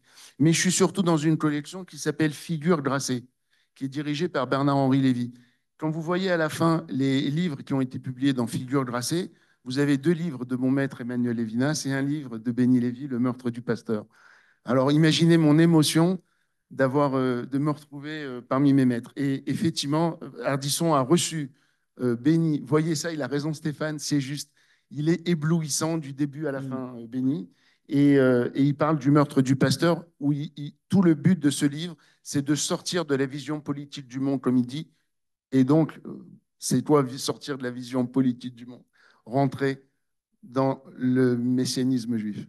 Alors, je voudrais juste qu'on conclue vraiment, puisqu'on est dans l'émotion. Je voudrais juste, si tu es d'accord, hein, que tu racontes ce que tu m'as dit tout à l'heure, parce que ça boucle quand même la boucle de ce qu'il y a chez la femme de Bénévi. Qu'est-ce que tu as vu tout à l'heure? On peut en Là, tu parler? fais du off qui devient du Ah, on. pardon. Non, si ça te gêne, on peut. Je sais pas, ma fille Mia, elle est où? Mia, on peut le raconter? Ok, ma fille, elle approuve. Alors, on a vécu un moment juste, mais des frissons. Donc, on va voir Léo, comme je vous ai dit, on boit un verre avec elle et tout. Et là, elle me dit, Laurent, viens voir, je vais te montrer quelque chose. Et là, j'arrive, bon, plein de livres partout, une bibliothèque superbe, enfin superbe, pas du tout ostentatoire, hein, pas chaude, vous voyez ce que je veux dire, les étagères et tout, mais superbe par le contenu. Tous les livres de la Pléiade, mais que des éditions originales. Je reconnais tout de suite les couvertures d'époque, le blanc et tout, bref. Je ne sais pas combien, des centaines de Pléiades. Et elle me dit, tu sais ce que c'est ça, Laurent? Je fais non. Elle me dit, c'est la bibliothèque de Jean-Paul Sartre. Quand Sartre est décédé, Béni et Arlette sont montés dans l'appartement de Jean-Paul. C'était ses plus proches collaborateurs. Elle, c'était sa fille adoptive qui était d'ailleurs l'ayant droit. Hein. Il avait adopté en fait aussi pour des raisons administratives, si je puis dire. Il avait confiance en elle pour gérer toute sa succession de droits d'auteur et tout. Et Béni a pris les livres sur lesquels ils avaient travaillé ensemble pendant toutes ces années. Et il les avait emmenés avec lui dans des caisses. Elle me raconte ça tout à l'heure, Léo, avec Mia. Et elle les emmène avec lui à Strasbourg, sur un bol. Et de Strasbourg, quand ils sont montés à Jérusalem, pour employer l'expression qu'il voulait lui, il les a amenés ici. Et donc, on s'est retrouvés tout à l'heure. Et je voyais l'état d'usure. J'essayais de voir quels étaient les livres les plus usés. Donc, pour moi, ça veut dire les plus manipulés par Sartre, les plus lus. Et il y avait Hugo. Je ne vous raconte pas dans quel état était le Victor Hugo.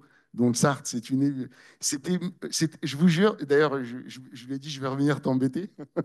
Je vais venir un peu. Elle m'a autorisé. Donc, ça, je peux vous dire, de savoir que la bibliothèque de Sartre est à Beth Vegan et à Yerushalayim en 2024. Merci, Laurent.